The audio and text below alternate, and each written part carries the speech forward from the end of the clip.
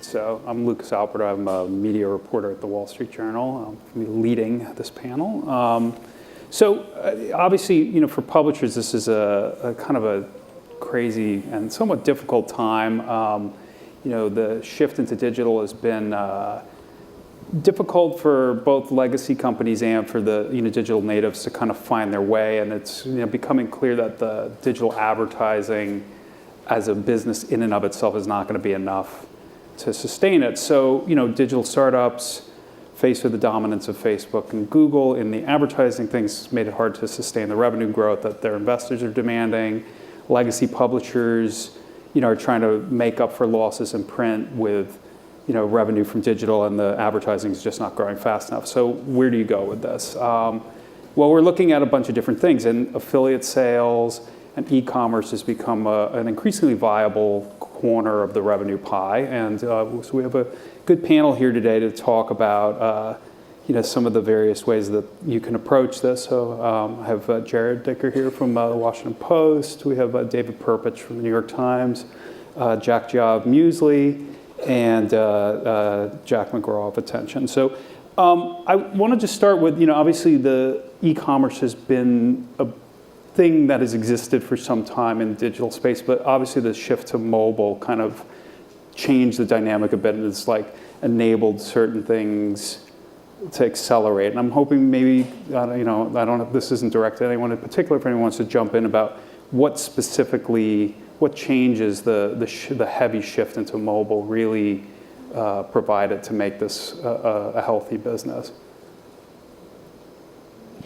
Well, what I would say is that mobile has done two things. So it's massively increased the audience for potential customers, right? So I think if you look prior to the launch of the iPhone, the kind of smartphone revolution, a lot of households had desktop computers, or laptops, but it really wasn't everyone. And then it was stationary. There was one per household, and so you were missing out on in terms of total audience size, total number of consumers.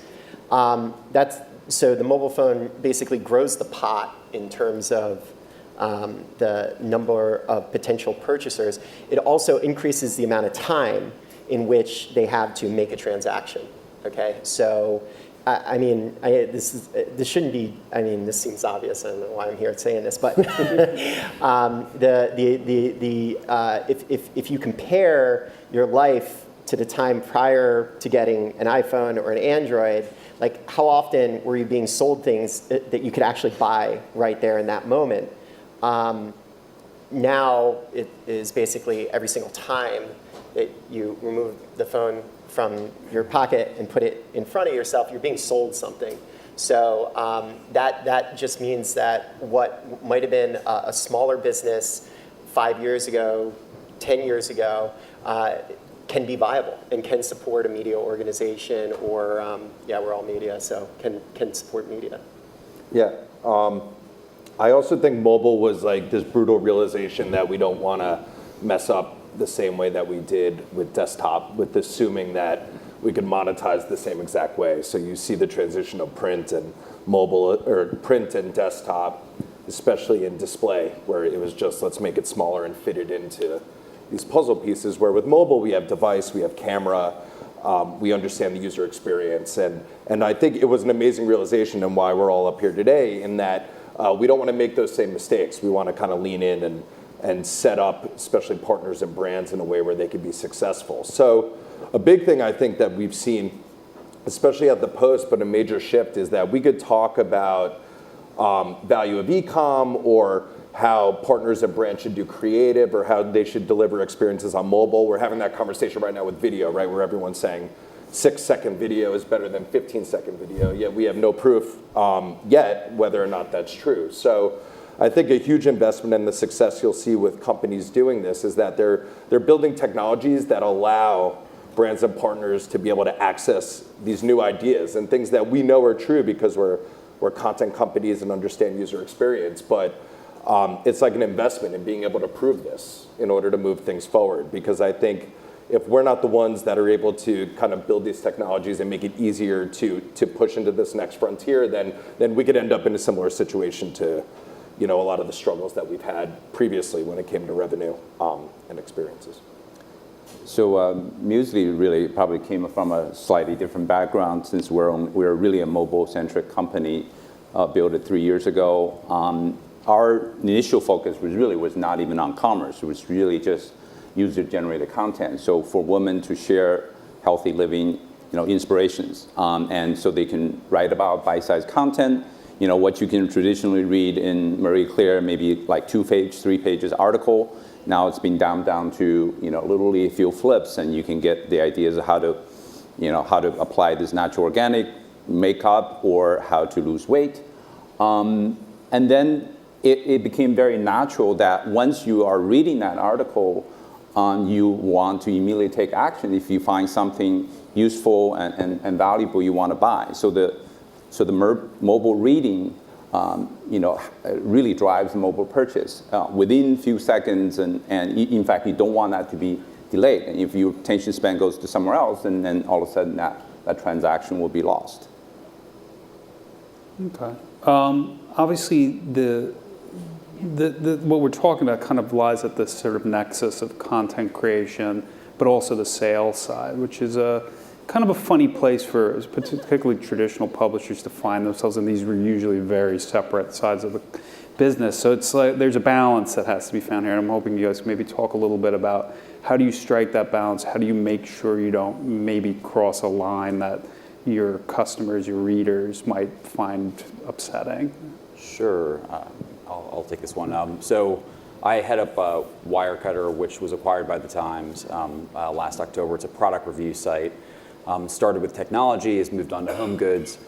And for us, I mean, I think, the kind of like starting place to always think of is that any business model can be taken advantage of or work the right way. And we believe that the best long-term business decision is always putting readers first. And so I think as long as you have that as the guiding philosophy, that guides the decisions that you make from there on out.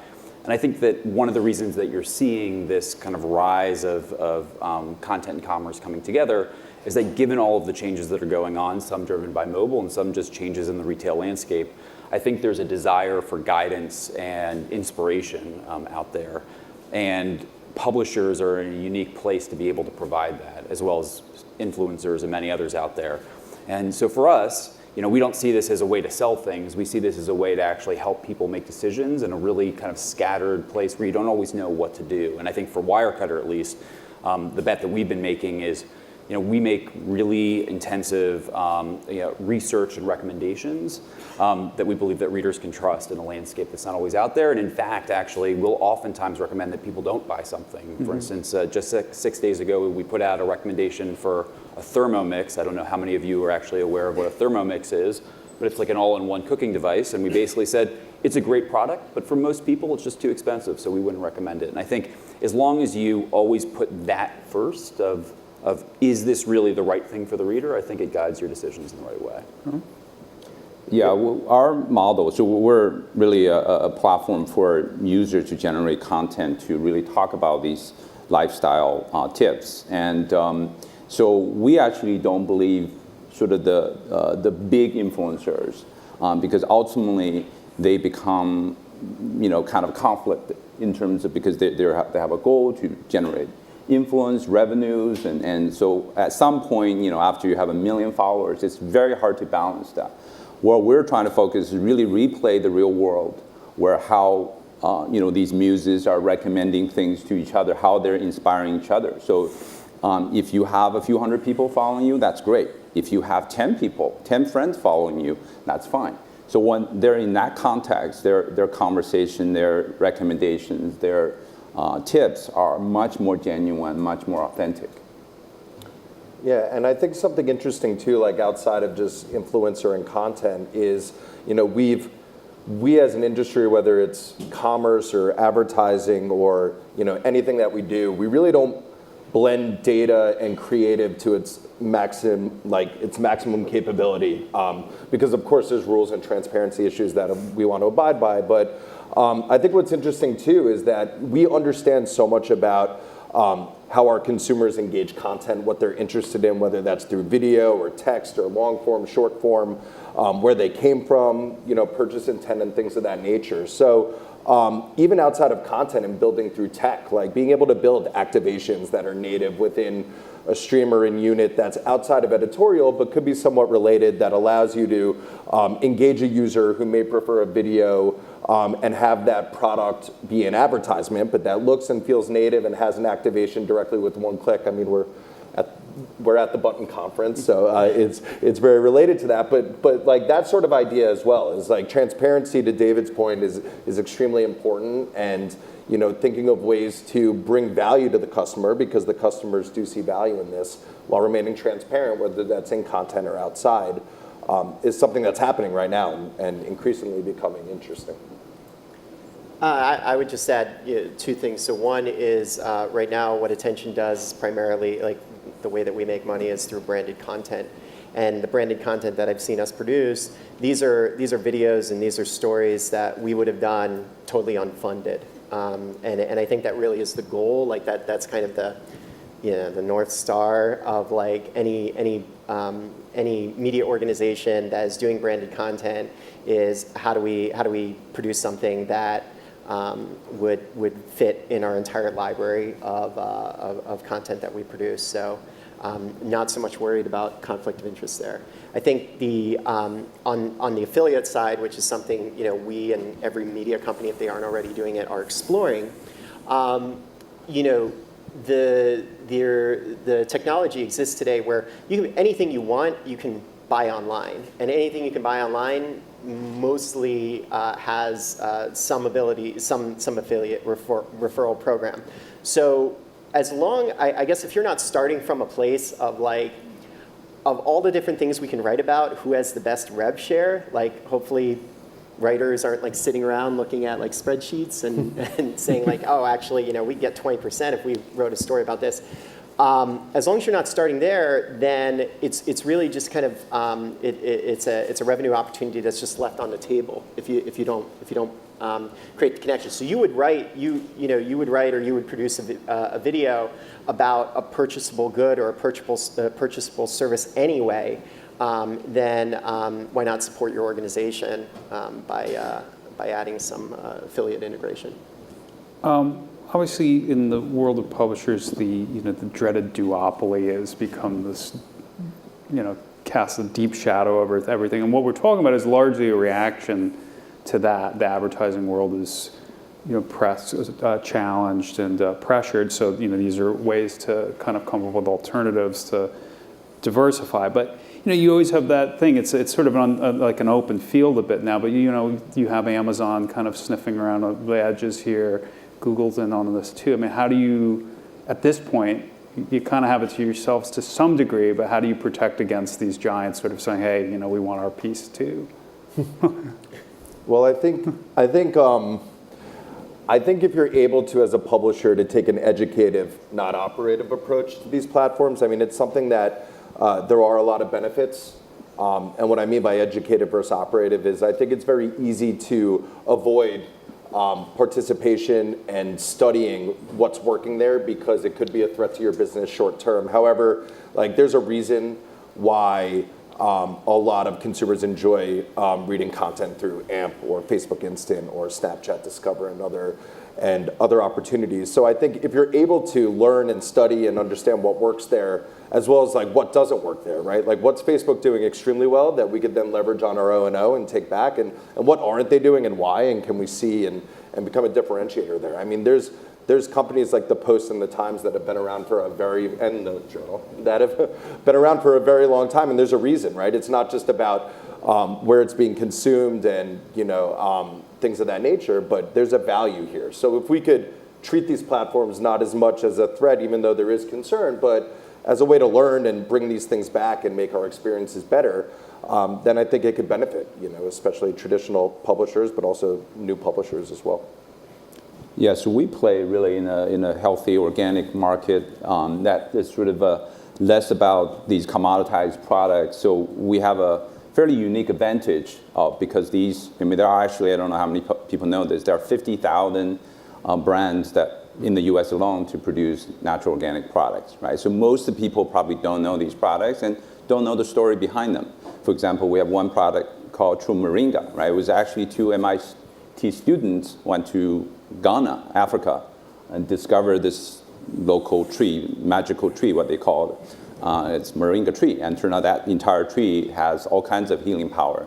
And so they made this true moringa oil, which is really good for hair restorations and hair splits and all of that. So that kind of story, now the brands can tell directly to consumers, right, via content. And so that kind of story, then, unless that oil looks like another generic oil and nothing special about it, until the brands and then the muses themselves actually start to influence the consumers. I can talk a little, this too. I mean, we're kind of at the acceptance phase, right? So I think we're past the point. I mean, yeah, we opened this up with advertising growth is increasingly being swallowed by 2 major players, right? And so before you have any sort of media company, you obviously have to offer something unique that's going to connect with an audience out there, and so they're going to seek you out, right? Once you've done that, in a lot of ways, these platforms can kind of help enable your business. I mean, for attention, 99% of the consumption of our video content is happening on Facebook.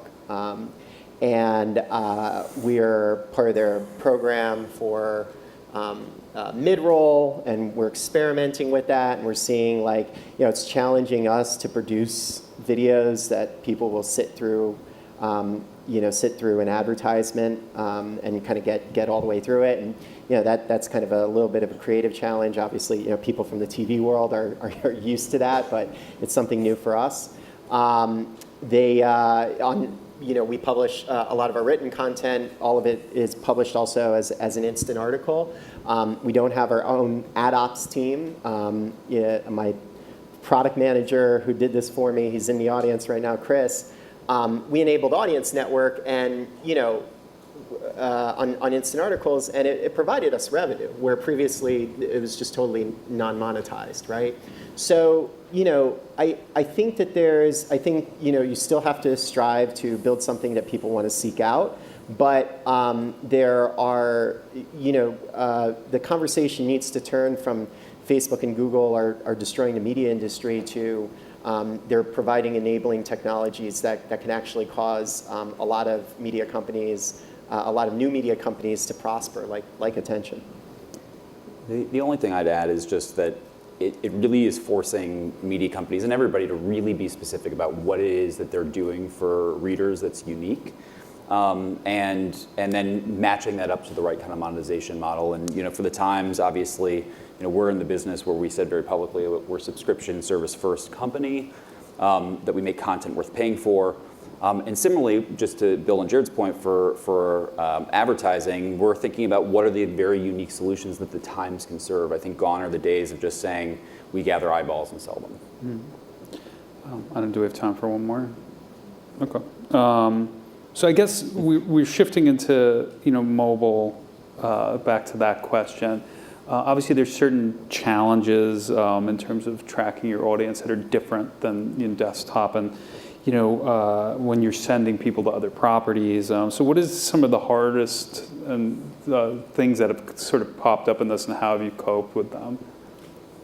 Yeah, I mean, I think the investment in tech has been key because we've been trying to, especially on mobile, and if we talk about advertising, but even e-com and things are set up, you really don't want to make that customer or consumer go through this journey that they may not want to go to. So like I said earlier, the education approach, we build tools, based on how we understand consumers engaging with content on platforms, on site, and make them available for brands, advertisers, and even our core team. So that means if you click on an ad, we pre-cache ads so that the ads have the opportunity to live within the watch post experience. And if you scroll through or want to purchase or watch a video, once you're done, you could click on the X and go back to where you were within an article. So I think I think it could be a struggle if you're not making an effort. I think it is a long-term play, though. I think if you're looking for short-term gains, there is a fear where you're having conversations with partners and clients that they're otherwise not comfortable with. And if you don't have the technology to help prove it, then you can kind of give up and struggle. So I think it is that investment to do things that are very authentic to your platform, to own them. I think if you look at how publishers were set up in the past, like 80% of attention was kind of on the focus of their product, which was content, rightfully so, and then 10% on engineering for the product, and then, oh yeah, how are we going to make money? And now you're seeing the ones that are successful figuring out, well, like, it's not journalism that's in trouble, it's the business of journalism, right? That's in trouble, which Aram on my, who works with me, kind of came up with that line. I love that. But, but like, it's very important to focus on that, right? Because we're all in the business of growing audiences, and even on the monetization side, that should be the core focus. So that is helping get brands to where we know they should go, rather than ignoring and hoping that these things pass. I mean, certainly, as you said, linking various different apps and web and together into a very seamless experience has been the biggest challenge. Luckily, we actually were, sort of from the very beginning, we're growing together with a company in Silicon Valley called Branch, which helped a lot of the deep linking side of the story. I mean, hopefully Button will be able to help us on some of the e-commerce and brands and products connections, and that's always been a challenge for us. So, a lot of innovation has been done behind the scene to make that front end really simple. I mean, I'd just say really quickly, like, the bar on mobile is people expect it to be easier, and it's much harder to make things easier. And so I think for us in the business of actually helping people figure out what to buy and then buy, anything that can be done to make that an easier experience is critical for our business, and things like Button are just those sorts of things. So I think, solving that, and there was obviously a panel earlier today about that, but whatever can streamline that transaction flow is the key to actually enabling the success for content businesses or like ours to keep growing. I think we're out of time here, so I thank our panel. I thank you all for your attention, and have a good rest of the conference.